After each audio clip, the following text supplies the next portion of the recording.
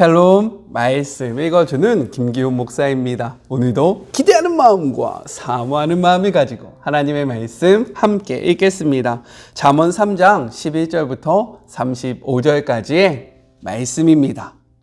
친구여, 하나님의 징계를 억울하게 여기지 말고 그분의 자애로운 꾸지람을 언짢게 여기지 마라. 하나님은 사랑하는 자녀를 꾸짖으신다. 자식이 잘 되기를 바라는 아버지의 마음이다.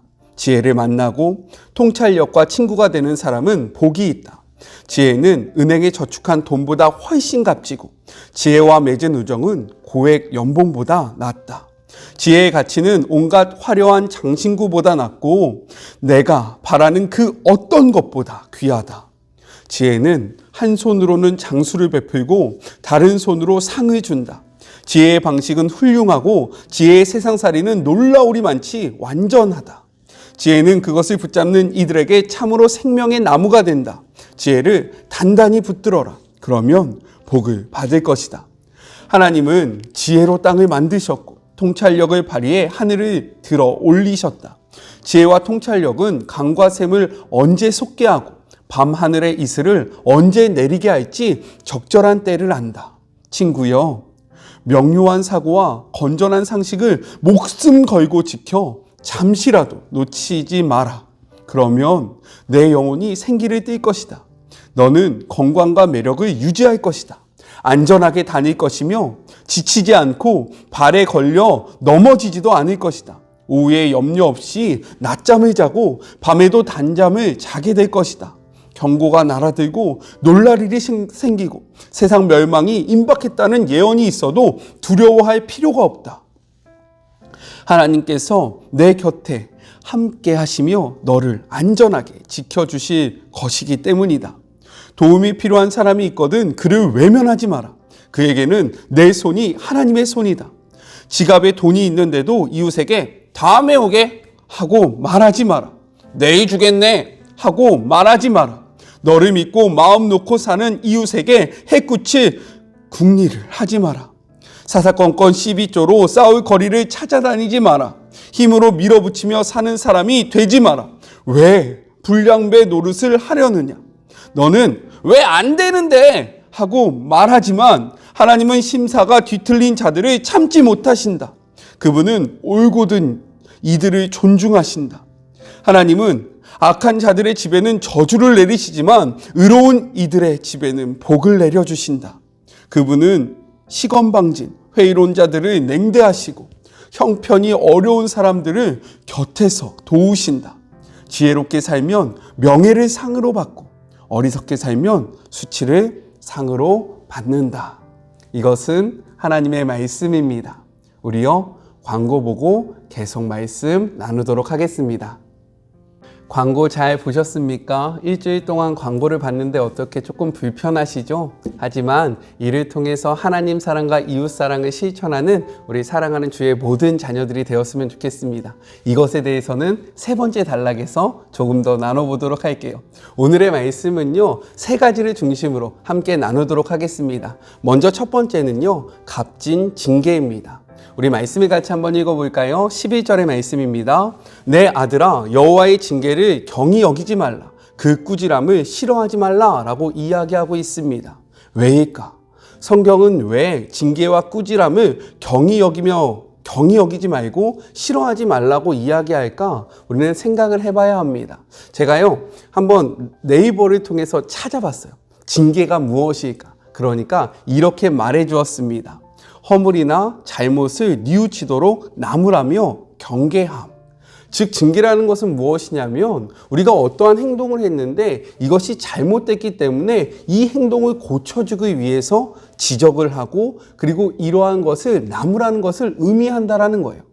내가 어떠한 행동을 하는 것에 있어서 야, 너 그거 잘못됐어 라고 이야기하는 것도 짜증나는데 여기에서 이 행동을 돌이키도록 우리의 삶의 모습을 바꾸려고 하기 때문에 이 징계를 좋아하는 사람은 아무도 없다라는 겁니다. 그런데요, 오늘 말씀을 보면요, 그 징계를 싫어하지 말라라고 이야기를 하고 있다라는 거예요. 왜 그럴까?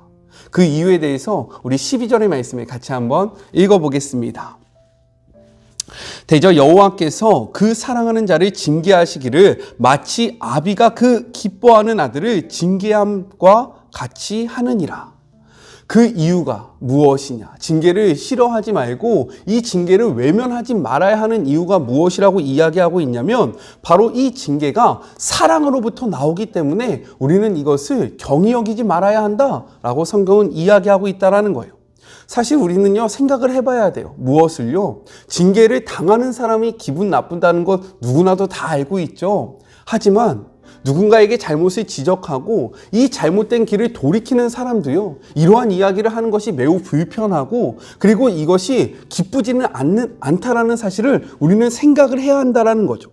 이러한 이야기를 하면요, 잘못하면 관계가 끊어질 수도 있고요. 이러한 이야기를 하면요, 이야기하지 않을 때는 욕을 먹지 않아도 되는데 이러한 이야기를 할 때 욕을 먹을 수도 있고요. 그리고 손가락질 당할 수도 있고요. 너나 잘해 임마 라는 소리를 들을 수도 있다라는 거죠. 그럼에도 불구하고 왜 이러한 징계를 합니까? 왜 이렇게 우리의 삶의 방향성을 바꿔주고요, 우리의 모습을 돌이켜주려고 하는 거예요? 그 이유가 바로 사랑 때문이다 라고 성경은 이야기하고 있다는 거죠. 그렇지 않습니까? 우리 청년들은 잘 모르겠지만 항상 징계를 좀 당하는 입장이죠. 하지만 부모 세대가 되고 아이가 생기면요, 이 아이가 정말로 바르게 자라나기를 소망하는 마음으로 아이가 싫어하는 것을 알매도 불구하고 징계를 할 때가 있다라는 거예요. 우리는요, 이것을 기억해야 합니다. 우리가 오늘 잠언의 말씀을 나누기 앞서서요, 출애굽기를 묵상했어요. 출애굽기 어떠한 내용을 묵상했습니까? 하나님께서 이스라엘 백성을 출애굽시키기 위해서 애굽 땅에 10가지 재앙을 내리잖아요. 근데 하나님이 바로에게 어떠한 모습을 취하십니까? 어떻게 하세요? 그를 내버려 두십니다. 그를 내버려 두니까요, 이의 삶에 회개할 수 있는 그런 기회가 없어지는 거예요. 하나님을 찾아야 하는데 하나님을 찾지 못하는 겁니다. 우리 말씀을 같이 한번 볼까요? 로마서 1장 28절 이렇게 기록하고 있어요. 또한 그들의 마음에 하나님 두기를 싫어하며 하나님께서 그들을 그 상실한 마음대로 내버려 두사 합당하지 못한 일을 하게 하셨다라고 이야기하고 있습니다. 따라서요, 우리를 향한 하나님의 징계는요, 진노가 아니에요. 분노가 아닙니다. 그것은 사랑이며 은혜예요. 이를 가슴으로 깨닫는 그런 복된 하루가 되었으면 좋겠습니다. 따라서 징계는요, 값진 징계가 되는 거예요. 징계는 사랑입니다. 둘째로 우리가 생각할 것은 무엇이냐면 값진 은혜입니다. 우리 메시지 성경으로 같이 한번 성경을 볼까요? 13절부터 18절까지의 말씀입니다. 지혜를 만나고 통찰력과 친구가 되는 사람은 복이 있다. 지혜는 은행에 저축한 돈보다 훨씬 값지고, 와우, 대단하죠? 지혜와 맺은 우정은 고액 연봉보다 낫다. 와우, 대단하지 않습니까? 지혜의 가치는 온갖 화려한 장신구보다 낫고, 진짜 대단한 것 같아요. 내가 바라는 그 어떤 것보다 귀하다. 진짜요? 우리가 바라는 그 어떤 것보다 귀한 것이 바로 지혜라고 이야기해요. 지혜는 한 손으로는 장수를 베풀고 다른 손으로는 상을 준다. 지혜의 방식은 훌륭하고 지혜의 세상살이는 놀라우리 많지 완전하다. 지혜는 그것을 붙잡는 이들에게 참으로 생명나무가 된다. 지혜를 단단히 붙들라. 그러면 복을 받을 것이다 라고 이야기하고 있습니다. 오늘 말씀을 보니까 어때요? 이 말씀을 읽으니까 어떻습니까? 자꾸만 아멘, 아멘이 나오지 않습니까? 이 말씀을 소유하고 싶고요, 이 말씀이 우리의 삶 속에서 이루어졌으면 좋겠잖아요. 그런데 우리는 여기서 생각을 해봐야 한다는 거죠. 무엇을요? 왜 잠언은 이토록 지혜가 좋다라고 이야기하는 것인가? 지혜가 무엇이기에 정말로 고액 연봉보다도 더 좋고 세상의 값진 보물보다도 더욱더 귀하다라고 이야기하는가? 우리는요, 지혜를 성경이 무엇이라고 이야기하는지 찾아봐야 합니다. 우리 말씀을 같이 한번 볼까요? 잠언 1장 7절의 말씀입니다. 먼저 개역개정으로 볼게요. 여호와를 경외하는 것이 지식의 근본이거늘 미련한 자는 지혜와 훈계를 멸시하느니라. 메시지 성경으로도 같이 한번 읽어볼게요. 하나님으로 시작하여라. 지식의 첫걸음은 하나님께 엎드리는 것이다. 어리석은 자들만이 지혜와 지식을 업신여긴다. 이렇듯요, 성경이 이야기하는 지혜는 무엇이냐? 하나님을 경외하는 것이에요. 하나님을 바라보는 것, 하나님의 하나님 되심을 인정하는 것이 바로 지혜라고 이야기합니다. 이것을 쉽게 이야기하면요, 지혜는 하나님과 동행이다 라고 말할 수 있는 거예요. 따라서 지혜는요, 그렇기 때문에 우리에게 값진 것이 되는 것이고요, 고액의 연봉보다 이 세상의 그 어떤 것보다도 우리에게 선한 영향력을 주는 것입니다. 왜요? 하나님과 우리가 함께하기 때문에. 하나님이 우리와 함께 하시는데 하나님보다 값진 게 어디 있습니까? 하나님보다 귀한 게 어디 있습니까? 하나님의 그 판단력, 하나님의 그러한 관점보다 더 옳은 게 어디 있습니까? 그렇기 때문에요, 우리가 바라보고 우리가 소유하는 지혜는요, 그러한 값싼 지혜가 아니라 이 세상 그 어떤 것보다도 훌륭한 값진 지혜가 되는 거예요. 이러한 지혜를 소유하시겠습니까? 우리가 소망하는 그 모든 것들은요, 진짜 하나님만 있으면 아무것도 아니라는 것을 분명하게 깨달으시고, 현상과 상황과 주변에 있는 것들에 집중하는 것이 아니라 이러한 모든 것들을 다스릴 수 있는 하나님과 동행함으로 하나님을 소유하시는, 하나님과 함께 하시는 그런 복된 하루가 되었으면 좋겠습니다. 우리의 지혜는요, 그래서 너무나도 값진 거예요. 마지막 세 번째입니다. 값진 베품입니다.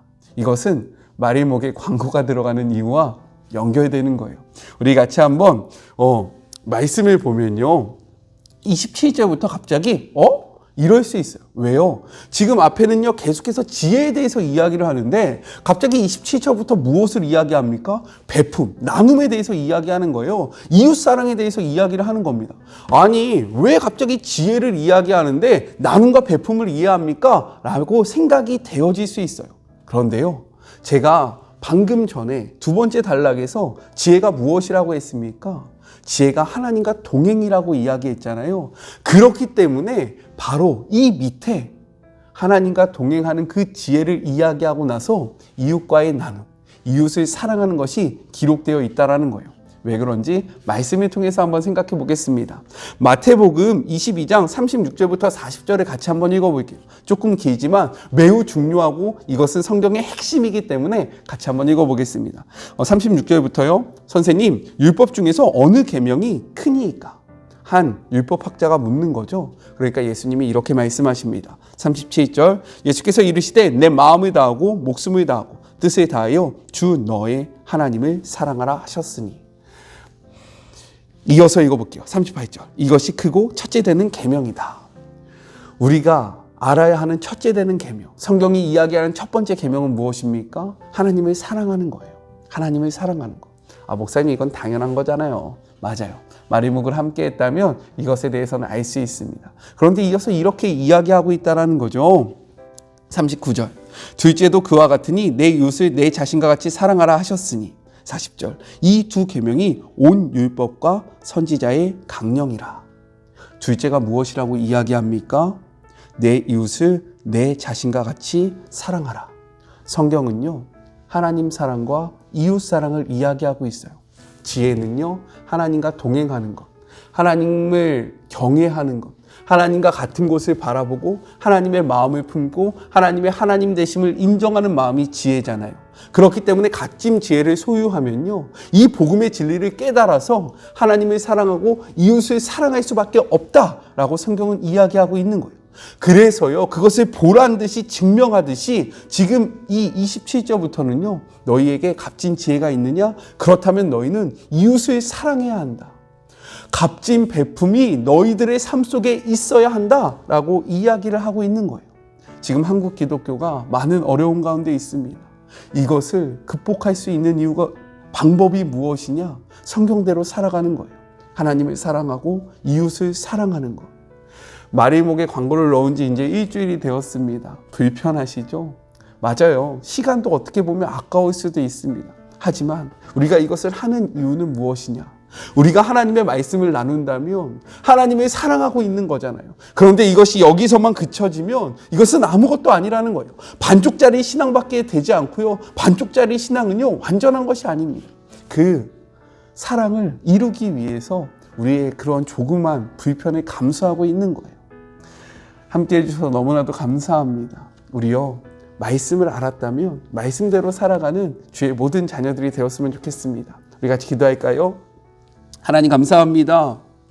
오늘도 말씀을 통해서 하나님의 그 값진 은혜, 사랑, 그 모든 것들을 알게 하여 주심에 감사합니다.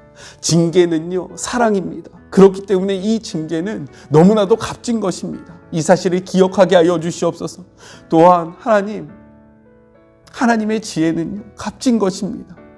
이 값진 지혜를 소유하는 것이 이 세상의 그 어떠한 것을 소유하는 것보다 더욱더 낫다라는 사실을 가슴으로 받아들이고 이러한 것을 삶으로 살아내는 주의 자녀가 되게 하여 주시옵소서. 이러한 지혜를 소유했다면 우리가 값진 나눔과 배품을 할 수 있도록 우리의 삶을 붙잡아 주시옵소서. 하나님 사랑과 이웃을 사랑하는 것이 우리를 향한 하나님의 뜻이라고 말씀하셨습니다. 주님, 이러한 것을 이루어가는 우리 사랑하는 주의 모든 자녀들이 되게 하여 주시옵소서. 함께 하실 주님을 기대하며 예수님의 이름으로 기도드립니다. 아멘. 하나님 사랑과 이웃 사랑을 실천하는 우리 모두가 되었으면 좋겠습니다. 한 주 동안 하나님의 말씀과 동행해 주셔서 행복했죠? 우리 더욱더 행복한, 그리고 하나님을 사랑하는 주의 자녀들이 되고 이 사랑으로 이웃을 사랑하는 참된 그리스도인들이 되었으면 좋겠습니다. 저는요, 삶의 자리가 시작하는 월요일날 또 만나도록 할게요. 사랑하고 주님의 이름으로 축복하면서 오늘 하루도 힘내세요. 우리 월요일날 만나요. 안녕. 한 주간도 수고하셨습니다.